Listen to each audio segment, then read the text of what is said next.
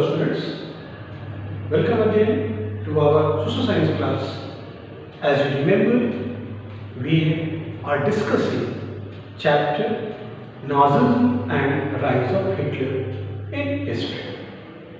In last lecture, we have discussed about the economic cause that was responsible for the rise of Hitler. In earlier lectures, we have discussed about the meaning of Nazism, the need to understand Nazism and why it has been incorporated as a part of our syllabus by CBSE. We have discussed about the story of that young German boy Helmut. We come to know about the Second World War. We have also seen after the First World War, Treaty of Versailles has paralyzed the German economy. It was the Treaty of Versailles in the background of the First World War. New government, the Weimar Republic, a democratic government came into power, but Weimar Republic failed to manage the difficulties that was prevailing after the First World War in Germany, and ultimately we have also seen the conditions that was prevailing in Germany after the war and the inherent defects of the Weimar Constitution ultimately lead the failure of the Weimar Republic that created political vacuum. Treaty of Versailles that has created a great economic crisis that ultimately reflected to the social life of German people. So in this particular class, we are going to discuss about how German society went under a great change after the First World War, and ultimately such changes paved the path, opened the door for the rise of Hitler, for the popularity of new idea Nazism. So let's start the discussion with a revision about the rise of Hitler. Reasons, these are some important reasons, namely impact of First World War on Germany with special reference to the Treaty of Versailles. Then we have discussed about the economic crisis in the background of the First World War and the Treaty of Versailles, and one more impact that was added, it was the Great Economic Depression that had started in USA in 1929 that also affected the whole world, and Germany was the mostly affected country in the world. As after the war, after the First World War, it was the American finance. Through the Davos plan, America financed great sum of money to Germany so that German economy could alive. But once the American economy went itself into crisis in 1929 with the collapse of the American share market, America withdrew its finance from Germany, and that created great difficulties, great economic crisis, deep economic crisis in Germany. Then after, when people failed to get to the squares of meal, when people lost their jobs, when people unable to feed their children, when people become homeless, when people were roaming the streets of Germany, putting the playing cards in their neck, writing over there, ready to do any work, means they were starting selling themselves. They were standing in a market so that anyone can take them, and they could get some money so that their family could get to a square of meal. Middle class, agricultural laborers, small farmers, businessmen, they all were mostly affected. There was a fear to the minds of the people that their savings were going to drain out. They would be in the category of laborers. In that situation, you can imagine what was the social mindset of the German population. देखो एक पेट में आग लगी होती है जब 2 वक्त की रोटी मैसर नहीं होती है और आपके सामने आपके बच्चे भूख से बिलबिला रहे होते हैं और आप उन्हें भोजन नहीं दे पाते हैं, उस पीड़ा को महसूस करना काफी कठिन होता है। जब आपकी मेहनत के पैसे आपको नहीं मिल पाते हैं और आपकी मेहनत को भी कोई हायर करने को तैयार नहीं है, आप काम करने को तैयार नहीं, कोई आपसे काम लेना नहीं चाहता है, इन स्टेट ऑफ हाइपर इन्फ्लेशन, वो बड़ी दुखद स्थिति होती है। तो सबसे पहले समाज का गुस्सा किसके प्रति होता है? सरकार के प्रति। गौर कीजिएगा, सरकार कौन सी है? एक न्यूली इलेक्टेड गवर्नमेंट है, डेमोक्रेटिक गवर्नमेंट, वाइमर रिपब्लिक है, और वाइमर रिपब्लिक इन सिचुएशन को प्रॉपर्ली टैकल नहीं कर पा रही है क्योंकि उसकी भी अपनी लिमिटेशंस थी। तो परिणाम सामाजिक रूप से लोगों के अंदर वो आक्रोश था जो परिवर्तन की मांग कर रहे थे, जो अल्टीमेटली वाइमर रिपब्लिक के प्रति यानी एक प्रजातांत्रिक सरकार के प्रति लोगों के विश्वास को, सम्मान को, भरोसे को घटा है। इन्हीं परिस्थितियों को हम इन शब्दों में व्याख्या कर सकते हैं, उसी की चर्चा है social turmoil. First world war left a deep imprint on German society and politics. German society पर और जर्मनी की राजनीति पे गंभीर परिणाम। पॉलिटिक्स का मतलब क्या है कि ये अल्टीमेटली रीजन बनती है failure of the Weimar Republic. ये वाइमर रिपब्लिक के फेल्योर का कारण बनेगी, इसलिए कहा गया कि ग्रेट इंपैक्ट है पॉलिटिकल में। सामाजिक रूप से क्या? देखिए, जर्मनी की जो हार है, ट्रीटी ऑफ वर्साइल के रूप में वार गिल्ट को इंपोज करना और उसके बाद कॉम्पनसेशन के लिए मजबूर करना, डिमिलिटराइजेशन ऑफ जर्मनी करना, उसके इकोनॉमिक जोन्स को ऑक्युपाई करना, ये सभी एक ग्रेट ह्यूमिलिएशन है, इंसल्ट है। इसमें जर्मनी के लोगों के अंदर उस नफरत और गुस्से को भरा जो उन्होंने पीस ट्रीटी ऑफ पेरिस 1919 में झेला। और इसके बाद और इस चीज के लिए इस पीस ट्रीटी यानी ट्रीटी ऑफ वर्साइल के स्वीकार करने का आरोप भी किस पे लगा? वाइमर रिपब्लिक के ऊपर। Unfortunately the Weimar republic was held responsible for the sins of the earlier government, यानी जो जर्मन एम्परर थे उसके किए गए गलतियों की सजा वाइमर रिपब्लिक को भोगना पड़ा, क्योंकि वाइमर रिपब्लिक के ही रिप्रेजेंटेटिव ने ट्रीटी ऑफ वर्साइल को साइन किया। तो वो जर्मनी के अपमान में, ट्रीटी ऑफ वर्साइल में जो जर्मनी का अपमान हुआ उसके कारण, उसकी तपिश, उसकी आग में वाइमर रिपब्लिक भी जल गया। और समाज के अंदर जो नफरत आई उसने लोगों के अंदर वो गुस्सा भरा। अब समाज aggressive war propaganda and national honor occupy center stage in the public sphere।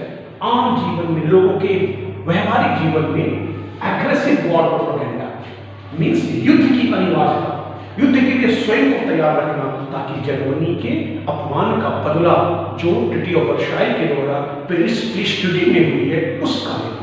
उसके लिए जर्मनी के अंदर बस युद्ध की बात हो रही है। समाज युद्ध के प्रति प्रेरित हो रहा है, समाज युद्ध के समर्थन में खड़ा है। परिणाम क्या होगा? जो सोल्जर्स होंगे, जो सैनिक होंगे, वो सैनिक जीवन, ये जो सैनिक जीवन है वो सबसे टॉप पे होगा, इसकी सबसे अधिक वैल्यू होगी। लोग अपने बच्चों को सैनिक बनाने के रूप में देखना चाहेंगे, सैनिक जीवन को ग्लोरीफाई करेंगे, जबकि वास्तविकता अलग थी। Trench life was glorified. Soldiers have been put above the civilians. आम नागरिकों से ऊपर सोल्जर्स रखे गए। लेकिन वास्तविकता क्या थी कि खुद सोल्जर्स की भी स्थिति काफी खराब थी, पैसे नहीं थे, खाने को नहीं मिल रहे थे। खैर, ये एक अलग वस्तुस्थिति है। लेकिन समाज के अंदर क्या चल रहा था? एग्रेसिव वॉर प्रोपेगेंडा, युद्ध की अनिवार्यता, युद्ध पे बल दिया जा रहा था। लोग खुद को इस बात के लिए तैयार कर रहे थे कि हमें जर्मनी के अपमान का बदला लेना है। नेशनल होना, राष्ट्रीय सम्मान सेंट्रल स्टेज है, सारी मुद्दे कौन, हमें अपमान का बदला लेना है, जर्मनी के सम्मान को वापस लाना है, वो सेंटर था, वो सेंटर ऑफ डिस्कशन थी, वही जीवन का मूल केंद्र हो चुका था फर्स्ट वर्ल्ड वॉर के बाद चल। डेमोक्रेसी, अब देखिए फर्स्ट वर्ल्ड वॉर के साथ ही खत्म हो रही है और वाइमर रिपब्लिक पावर में आ गई। वाइमर रिपब्लिक क्या है? ये डेमोक्रेटिक गवर्नमेंट है। तो डेमोक्रेसी वहां तो एक फ्रजाइल में आ गई, क्षण भंगुर के रूप में, कि वो नष्ट होने वाली स्थिति में आ गई, क्योंकि वाइमर रिपब्लिक अपने एग्जिस्टेंस के साथ इतनी सारी चैलेंजेस से घिरी हुई थी कि वाइमर रिपब्लिक उन परिस्थितियों का सफलतापूर्वक सामना नहीं कर पाई। कई सारे विद्वान इस पे राय देते हैं कि उन परिस्थितियों में, जिस परिस्थिति में Weimar republic was in power in Germany, it was next to impossible to handle the situation. No government could handle the situation. So ultimately, Weimar Republic was a complete failure. The 14 years of Weimar Republic's period was seen as a failure. It was lead to the political instability in Germany. सरकार से लोग निराश हो चुके हैं, तो वो अब खुद के अंदर एक विकल्प को तलाश रहे हैं कि एक विकल्प आएगा, एक नई सिस्टम आएगी। डेमोक्रेसी से निराश हो चुके हैं, तो अंततः उनका रुझान एक नॉन डेमोक्रेटिक गवर्नमेंट की तरफ होगी।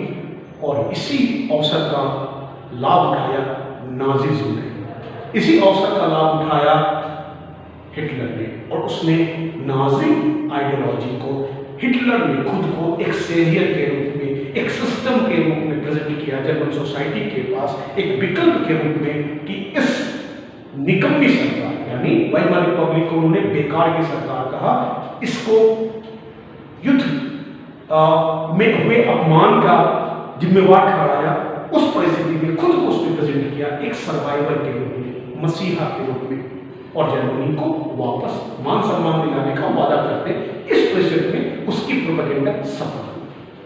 Democracy was indeed a young and fragile, young मतलब बिल्कुल तुरंत का, which could not survive the instabilities of the interwar Europe। Europe के अंदर, यानी दो युद्ध हुए, इंटरवॉर का मतलब दो विश्व युद्ध हुए। जो दो विश्व युद्ध क्या है? 1914 टू 1918 और 1939 टू 1945। इस दोनों युद्ध के बीच का जो पीरियड है, उस पीरियड में पूरे यूरोप में पॉलिटिकल इंस्टेबिलिटी है, सरकारें अस्त व्यस्त हैं, क्योंकि युद्ध की जो विडंबना है, उसकी विभीषिका है, वो अभी भी झेल रहे फर्स्ट वर्ल्ड वॉर के बाद। और इकोनॉमिक डिप्रेशन 1929 में जो स्टार्ट होती है, पूरी दुनिया की इकोनॉमी को बर्बाद कर रही है। तो जब तक दुनिया फर्स्ट वर्ल्ड वॉर से संबंधित, तब तक सेकेंड वर्ल्ड वॉर शुरू हो गई। ये भी इतिहास का एक निहित सत्य है। तो इस परिस्थिति में डेमोक्रेटिक गवर्नमेंट की सर्वाइवल बहुत मुश्किल हो रही थी। नेक्स्ट आइए, popular support grew for conservative dictatorship. और यहीं से लोगों के गुस्सा, लोगों की निराशा जो डेमोक्रेटिक गवर्नमेंट से हुई, उसने लोगों को एक कंजर्वेटिव डिक्टेटरशिप के लिए प्रेरित किया, उसके प्रति उनके अंदर समर्थन पैदा किया। Supporters of Weimar Republic, Weimar Republic के सपोर्ट में जो समाज के लोग थे जर्मनी के अंदर, वो क्या कर रहा है? नवंबर क्रिमिनल्स, नवंबर क्रिमिनल्स। ये सपोर्टर्स कौन कौन थे? Socialist, Catholics and Democrats. They were seen as a November criminals. Why? Because the Paris Peace Treaty, means the Treaty of Versailles, had been signed by the representatives of Weimar Republic in November, in the month of November, after the First World War in 1990. in the month of November में ये signature हो रही है, Treaty of Versailles को accept कर रहे हैं, और वाइमर रिपब्लिक के रिप्रेजेंटेटिव हैं, Treaty of Versailles को एक्सेप्ट कर लेंगे। पेरिस पीस ट्रीटी में वाइमर रिपब्लिक के रिप्रेजेंटेटिव भाग ले रहे हैं। इसीलिए इनको कहा गया नवंबर क्रिमिनल्स, यानी जर्मनी के अपमान का अपराधी, जर्मनी के इंसल्ट के अपराधी, जर्मनी को बदनाम करने के अपराधी। आप इन परिस्थितियों में सोच सकते हैं कि समाज के अंदर democracy was not being accepted. People were looking toward the conservative dictatorship. So this was the scenario. People are not ready to support the Weimar Republic. So ultimately, you can see this political vacuum, जो Weimar republic की failure के साथ, इस Weimar republic की failure के साथ जो political vacuum आएगा, वो कहीं न कहीं नाजिज्म को प्रमोट करने की सबसे बड़ी वजह बनेगी। और इसमें सबसे बड़ी एक और भूमिका आएगी, किसकी? वो होगी नाजी प्रोपेगेंडा और हिटलर की अपनी पर्सनालिटी। तो बच्चों, ये हुई हमारी सोशल टर्मिनल की कंडीशन। नेक्स्ट हमें पढ़ना है वो है failure of the Weimar Republic. हम उसके ऊपर भी चर्चा करेंगे। बच्चों, जैसा कि आपको पता है कि वाइमर रिपब्लिक की बैकग्राउंड क्या है, बार बार हमें वाइमर रिपब्लिक के ऊपर चर्चा करनी पड़ रही है, क्योंकि ये सारे परिवर्तनों का एक केंद्र बिंदु होने वाला है। अर्थात फर्स्ट वर्ल्ड वॉर के बाद जब लोगों के अंदर यानी जर्मनी के अंदर जो लोगों के हृदय में जो निराशा थी, इस परिस्थिति में, उस निराशा वाली परिस्थिति में Weimar republic got the authority to bring the change. लेकिन आपने क्या देखा है कि Weimar republic was a complete failure. तो अगली जो टॉपिक है हमारी वो है failure of the Weimar republic. Failure of the Weimar republic. Failure of the Weimar republic की चर्चा हम लोगों ने विस्तार से अपने लेक्चर 2 और लेक्चर 3 में की है। उसके बाद भी जितने भी तथ्यों की चर्चा हो रही है उसमें वाइमर रिपब्लिक की बार बार चर्चा होती है। वाइमर रिपब्लिक के क्रम में आप समझ लें 2-3 चीजें, और विस्तार से देखने के लिए आप पहले के आप लेक्चर्स को, लेक्चर नंबर 2-3 को जरूर आप देखें। देखिए, Weimar Republic it was the democratic government, और ये came in power after the first world war in Germany. Weimar Republic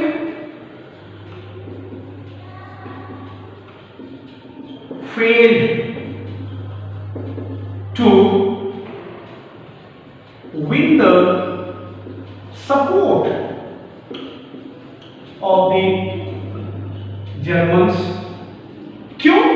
कारण कि वाइमर रिपब्लिक, इस Weimar Republic has been seen as a November criminals। क्यों? कि इन्होंने क्या किया था? Accepted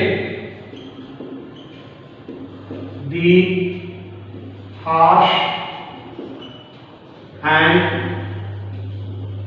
insulting treaty of Versailles. सबसे बड़ी कमी इनकी यही थी। और इसके साथ साथ वाइमर रिपब्लिक में उसकी जो इनहेरेंट डिफेक्ट्स कौन कौन थे? तो आर्टिकल 48 और government that is based upon the proportional representation. Proportional representation. तो ट्रीटी ऑफ वर्साइल के कारण उत्पन्न आर्थिक सामाजिक जो परिस्थितियां थी उसको टैकल करने में वाइमर रिपब्लिक फेल हो गई। इसके अतिरिक्त वाइमर कॉन्स्टिट्यूशन की प्रॉब्लम थी। आर्टिकल 48 जिसने एम्पावर कर रखा था president of Germany can dismiss the government, elected government without giving any reason at all. It is the wish of the president can dismiss the government, elected government। आपने देखा कि इस 14 years के पूरे पीरियड में 20 कैबिनेट्स वाइमर रिपब्लिक की वहां आई, और किसी भी सरकार एवरेज जो थी वो इतनी देर ही सरकार काम कर पा रही थी, एक सरकार 14 सालों के अंदर। This was the scenario. तो इसने एक पॉलिटिकल वैक्यूम क्रिएट किया। क्या किया इसने? Political vacuum. अब इस पॉलिटिकल वैक्यूम की परिस्थिति में और यहाँ पे इसके कारण क्या हुई? Economic and social crisis. इस परिस्थितियों में अंततः क्या हुई कि people lose the support, people का सपोर्ट ये खत्म हो गई इसके प्रति, वाइमर रिपब्लिक के प्रति। इन परिस्थितियों में it is now become very much easy for Hitler to rise in power because Hitler present himself as a alternative of such failure government and presented himself as a savior, as a messiah, as a person who could bring the change, who could restore the prestige and power of Germany. तो ये बिल्कुल इतिहास के निहितार्थ है, परिस्थितियों के तहत ही है कि इस परिस्थितियों में हिटलर जैसे डिक्टेटर और नाजी आइडियोलॉजी की प्रभाव बढ़े और यही। तो बच्चों यहाँ से वाइमर रिपब्लिक के ऊपर प्रश्न पूछे जाते हैं, उसकी चर्चा हम लोग कर चुके हैं। तो ये एक दिन आपको दिमाग में रखने की जरूरत है। और जो नेक्स्ट सबसे इंपॉर्टेंट टॉपिक है उसके ऊपर हम लोग बात करेंगे, that is called Nazi propaganda and Hitler's personality, how Nazi propaganda in this conditions, in this background, and Hitler's own personality, as Hitler was a great speaker, he was having the ability to convince with his idea। तो इस परिस्थितियों में कैसे इनके लिए रास्ते open हो जाते हैं। तो नेक्स्ट डिस्कशन में हमारी जो टॉपिक होगी is Nazi propaganda and Hitler's personality. Meanwhile, you all are instructed to note down these important descriptions that you are able to see on the board. Thank you.